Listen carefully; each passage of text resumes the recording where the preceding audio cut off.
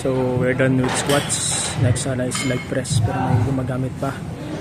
Next na lang leg press is lunges, pero may gumagamit pa ng barbell. Dumbbell na dapat gagamitin ko.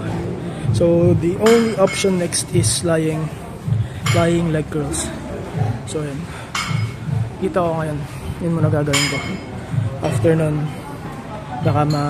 bakante na yung leg press para madiretso ko na sa calves. Yan, ang dami talagang tao basta ganitong oras.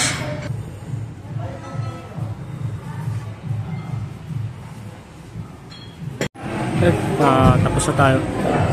Tapos naman natin yung set kahit na maraming tao, pero iba-iba lang yung order.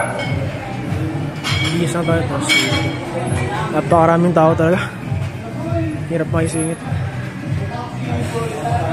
This is day 45 and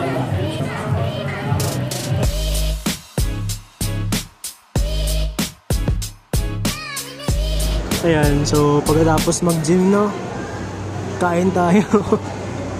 So dito ako ngayon sa mall para kumain. Order na ako ng pagkain sa Mang Inasal. Only rice. Hindi, joke lang. Dito yung mag-aan ni rice B. Bali, 1 rice lang, pecho, para mas maraming protein. Waiting na lang sa order para makakain na tayo. Gutom na ako. Ciao.